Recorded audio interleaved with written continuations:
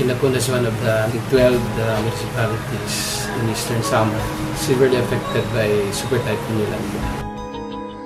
Because of its remoteness, even before Yolanda, they're one of the barangays deprived of basic services.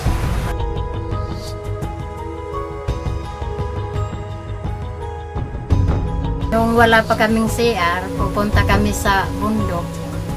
At saka lumilingon-lingon kami kung merong tao. Mas maganda talaga ngayon na may CR kasi kahit paggabi na gusto mong mag-CR, makaka-CR ka.